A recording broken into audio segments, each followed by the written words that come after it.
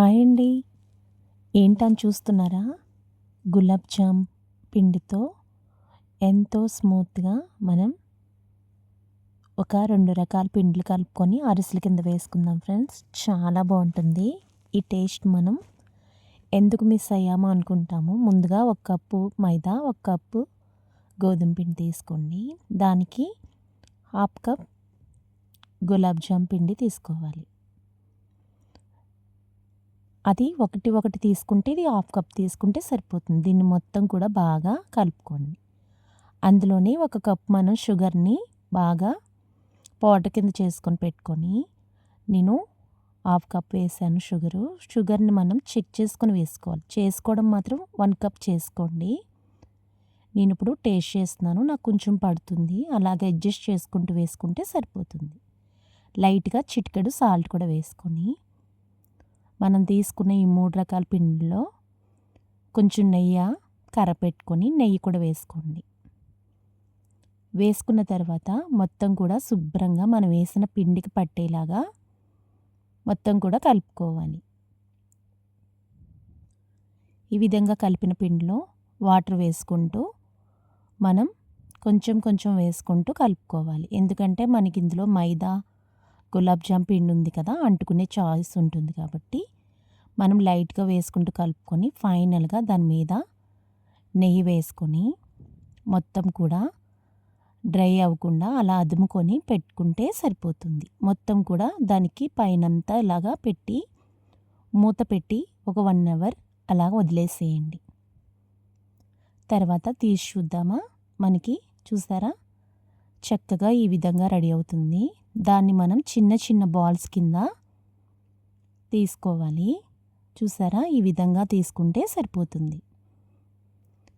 ఈ విధంగా మొత్తం కూడా మన దగ్గర ఉన్న పిండంతా కూడా చిన్న బాల్స్ కింద చేసుకొని మొత్తం కూడా తీసుకుందాం.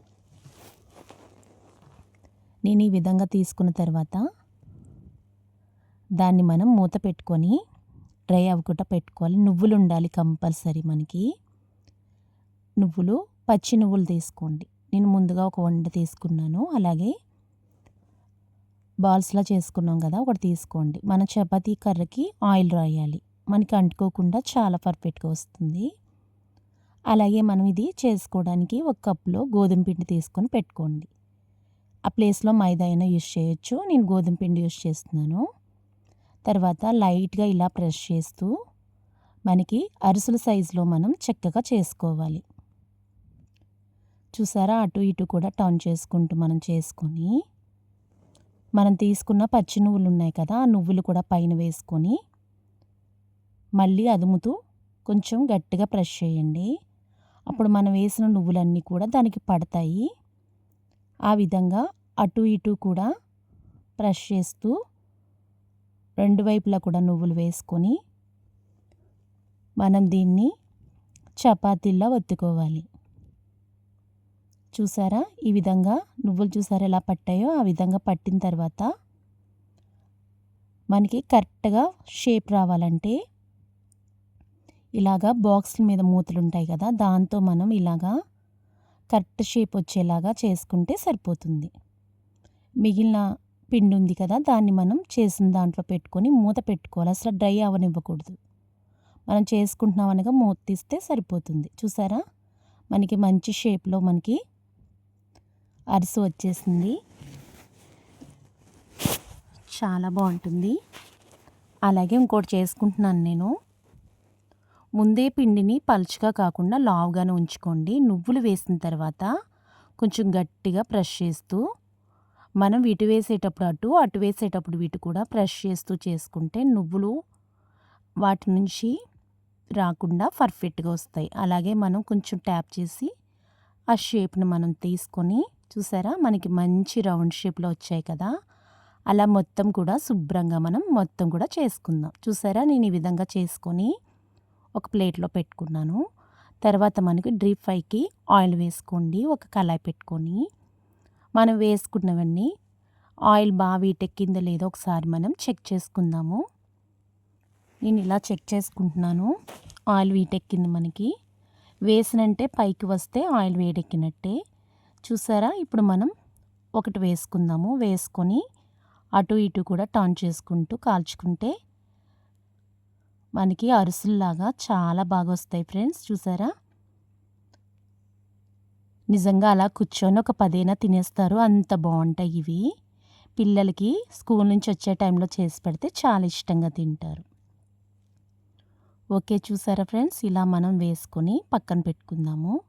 నేను అలాగే ఇంకో 2 వేస్తున్నాను. మనకి అవి పొంగేలా రావాలంటే మనం ఇది పూరీలకి వేస్తాం కదా, ఆ విధంగా ఇలా ప్రెస్ చేస్తే చాలు. చూసారా, ఆ విధంగా పొంగుతాయి.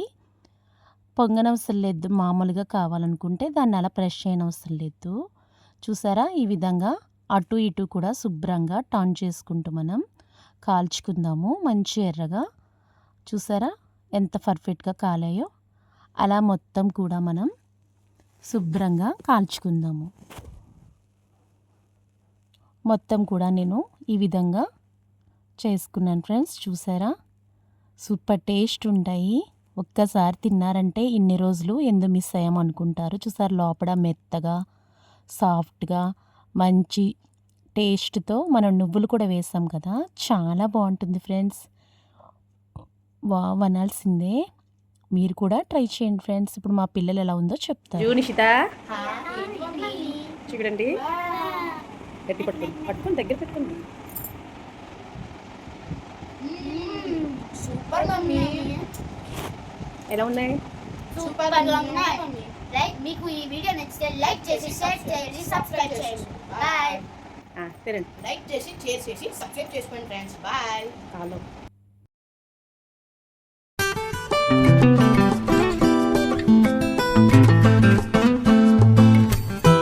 ఓకే ఫ్రెండ్స్, నా వీడియో కనుక నచ్చితే లైక్ చేసి షేర్ చేయండి. బాయ్.